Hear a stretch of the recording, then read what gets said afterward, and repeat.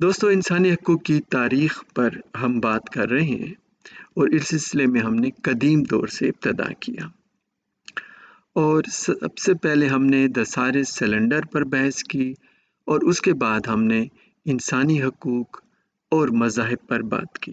سب سے پہلے ہم نے ہندو مذہب پر ڈسکشن کی، پھر یہودیت اور انسانی حقوق پر بات کی اور آج کی ویڈیو میں ہم کنفیوشیس اور انسانی حقوق پر بات کریں گے۔ کنفیوشیس 551 قبل مسیح میں چین کے قدیم مشرقی ریاست لو میں پیدا ہوئے۔ لو آج کل چین کے پروونس شینڈونگ میں شامل ہے۔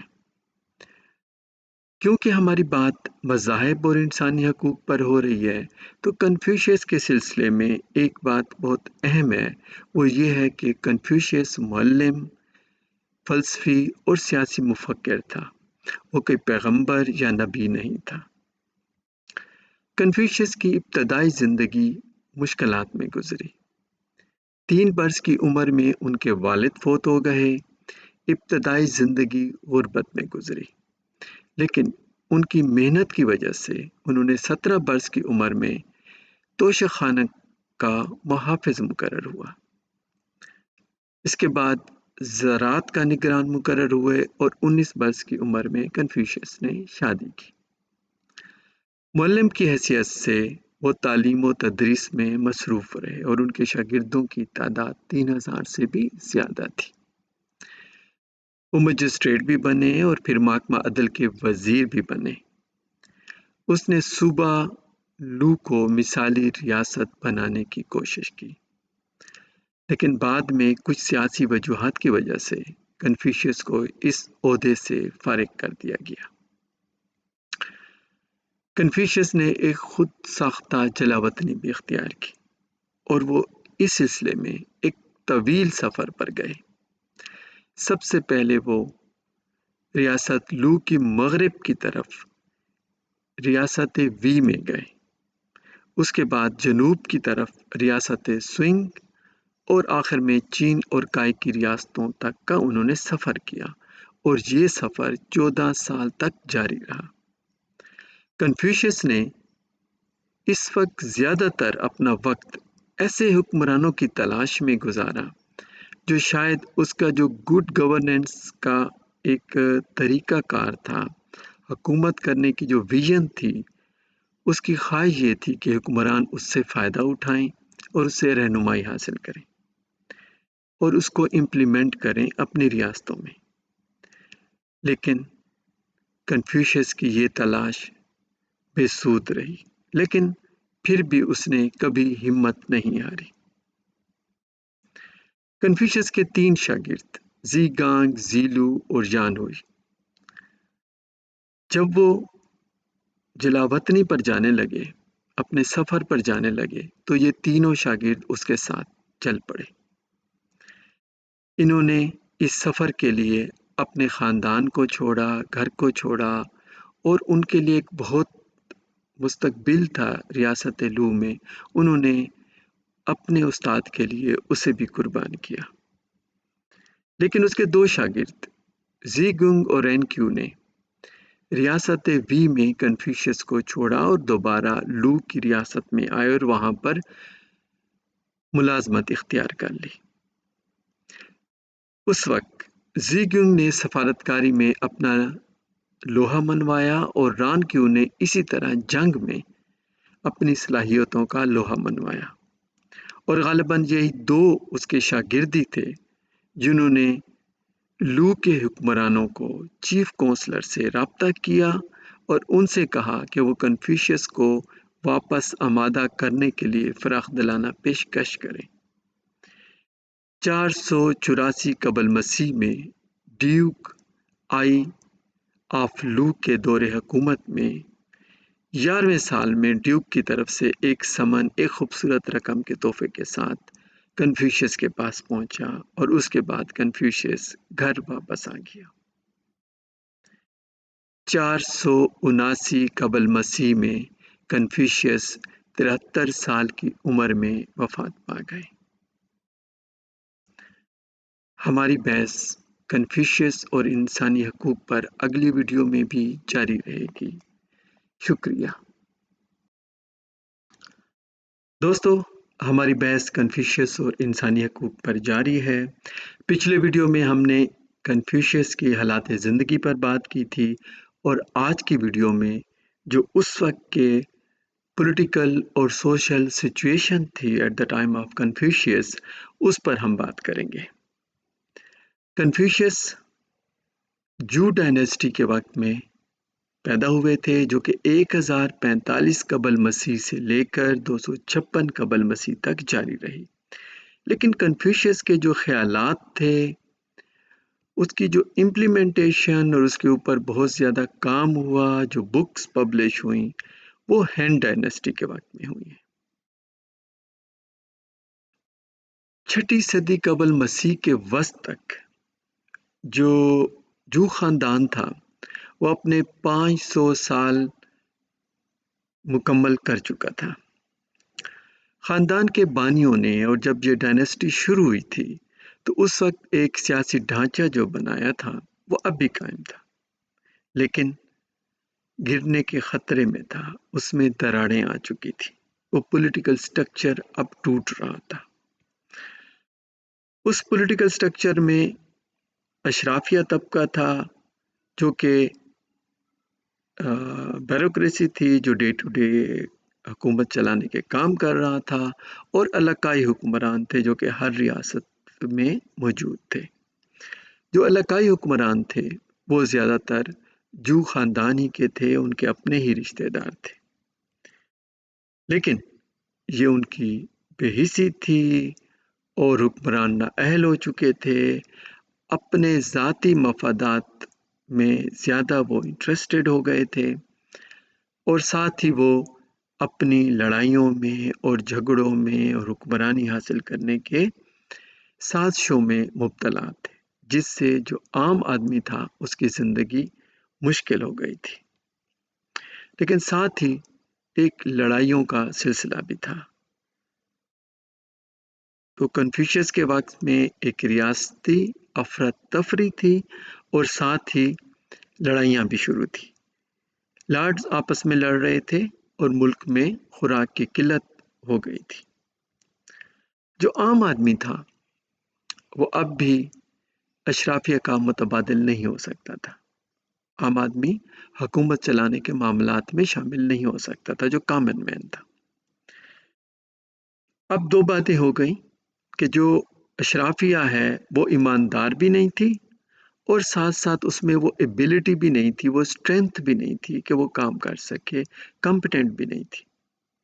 تو یہاں پر کنفیوشس نے یہ کہا کہ اب ہمیں ایسے اشرافیہ طبقہ چاہیے کہ جو ایماندار بھی ہو، اور ساتھ ساتھ اس کے پاس علم بھی ہو، ہنر بھی ہو، کمپیٹنٹ بھی ہو۔ کنفیوشس نے کہا صرف دیانتداری کافی نہیں ہوگی، وہ اپنے آپ کو علم اور ہنر سے آراستہ کریں۔ جو یہ ٹائم تھا کنفیوشس کا، لڑائیوں کا بھی تھا، افراتفری بھی تھی، لیکن یہ ایک اسکالرلی ٹائم بھی تھا۔ اس کے اندر گریٹ انٹلیکچوئل انوویشن بھی تھی۔ جو ڈائنیسٹی نے ایک سیٹ آف ٹیکسٹ بنایا جس کو کلاسک کا نام دیا۔ وہ 5 قسم کی بکس تھیں۔ ایک ڈاکومنٹس تھا جس میں سیاسی سپیچز اور ایسیز تھے، ایک میں مذہبی سانگز وغیرہ تھے، ایک ریچولز پر تھا، اور ایک بک فلاسفی پر تھی، اور ایک سپرنگ اینڈ آٹم اینول تھا جس میں جتنا بھی تاریخی ریکارڈ تھا نوح کی ریاست کا وہ اس میں شامل تھا۔ ہم اپنی اگلی ویڈیو میں کنفیوشس کی جو تعلیمات تھی اور اس کا جو ریلیشن شپ ہے انسانی حقوق کا، اس کے اوپر بات کریں گے۔ شکریہ دوستو، انسانی حقوق کی تاریخ پر ہماری ڈسکشن جاری ہے، اور کنفیوشس اور انسانی حقوق پر ہم بات کر رہے تھے، اور آج کی ویڈیو کنفیوشس اور انسانی حقوق کے سلسلے کی آخری ویڈیو ہے۔ یہ بات ہمیں نوٹ کرنی چاہیے کہ کنفیوشیزم کبھی بھی قائم شدہ مذہب نہیں رہا۔ ایک مذہبی انسانیت کے طور پر کنفیوشیزم کی دلچسپی انسانی زندگی اور معاشرے کو بہتر بنانے کے واضح مشن کے ساتھ اس دنیا کے لیے اپنی فکر میں مضمر ہے۔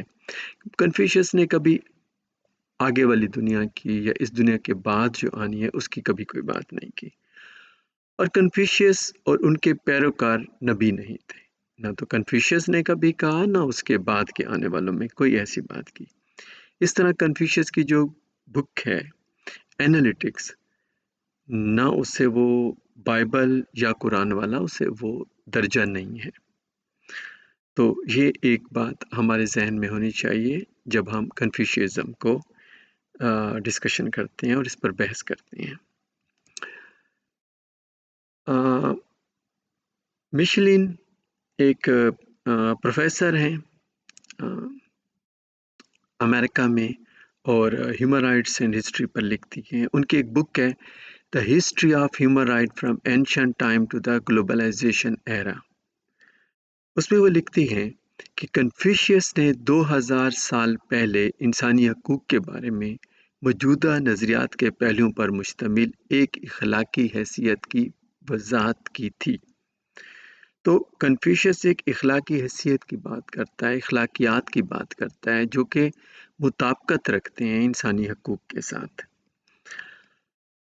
ایک اور بک ہے ریلیجس اینڈ ہیومن رائٹس جو کہ جان وٹ نے لکھی ہے۔ اکارڈنگ ٹو دیٹ بک انسانی حقوق اور کنفیوشیزم میں مطابقت ہے۔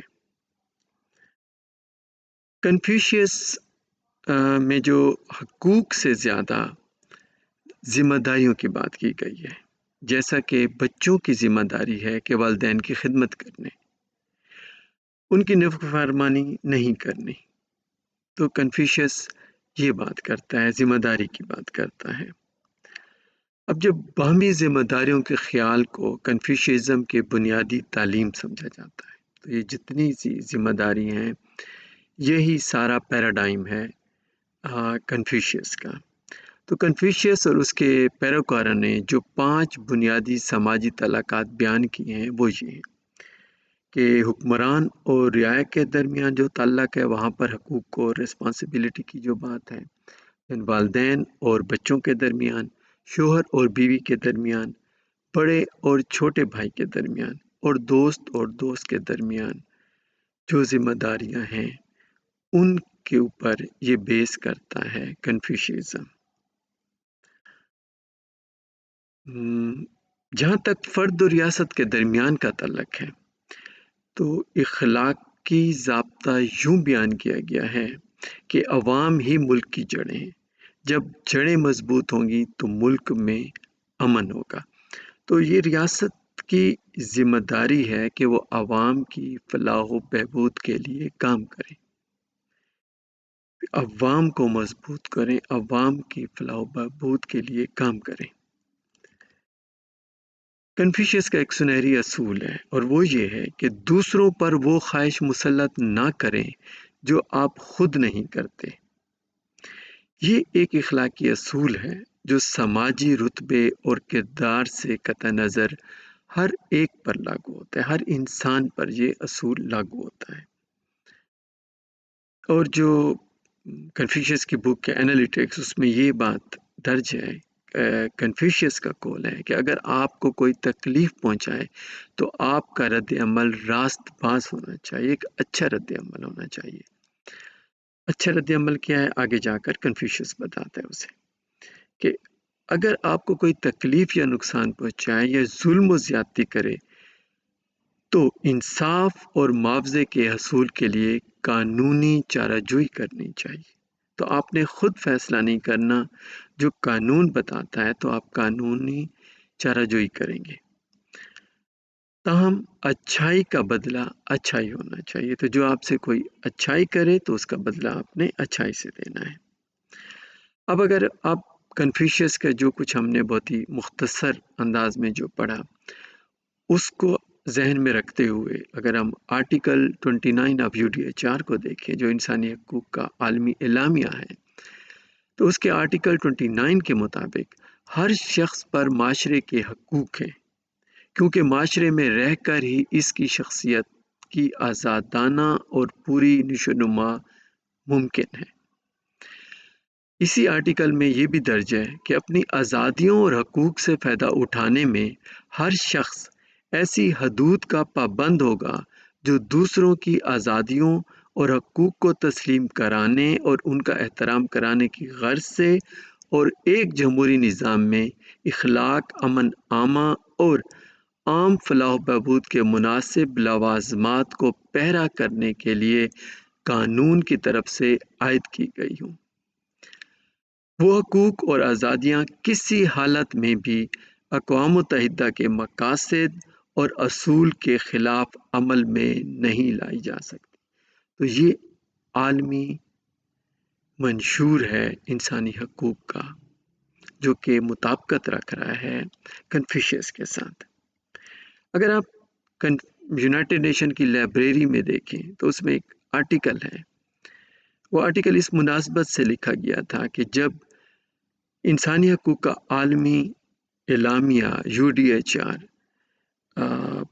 کی قرارداد کو منظور کیا گیا تھا، تو پھر یہ کہا گیا تھا کہ the day Confucius went to the United Nation، تو اس کا انہوں نے یہ مطلب کیا تھا چائنیز نے کہ آج کنفیوشیس جو ہے وہ یونائٹڈ نیشن میں آ گیا، تو اتنی ان کو خوشی تھی۔ تو اس آرٹیکل جو لکھا تھا پھر نک نے لکھا تھا، یہ پروفیسر ہیں چائنا کے، اور جو تصویر انہوں نے شو کی اس میں پی سی چنگ کی ہے۔ پی سی چنگ جو تھا چائنا کا نمائندہ تھا، جو پہلا کمیشن بنا انسانی حقوق کا 1946 میں، جس نے کام شروع کیا۔ اس کی ہے جو مس روزویلٹ ہے، ان کے ساتھ ہے، جو پہلی چیئر پرسن تھی انسانی حقوق کے کمیشن کی۔ تو چنگ کا جو رول تھا ان دا ڈرافٹنگ آف UDHR وہ بہت اہم ہے، اور جب ہم انسانی حقوق کا عالمی اعلامیہ جو UDHR ہے جس کو ہم پڑھیں گے تو اس میں آپ دیکھیں گے کہ چنگ نے کتنی سجیشن دیے ہیں، کتنے آرٹیکل پر ان کا انفلوئنس ہے، اور باقی بھی ہم ظاہر ہے اس کو ڈیٹیل سے دیکھیں گے۔ تو اس ویڈیو کے ساتھ ہمارا کنفیوشیس اور انسانی حقوق کا جو ویڈیو کا جو سلسلہ ہے یہاں پر ختم ہوتا ہے، اور ہم اگلی ویڈیو میں مسیحیت اور انسانی حقوق پر بات کریں گے۔ شکریہ۔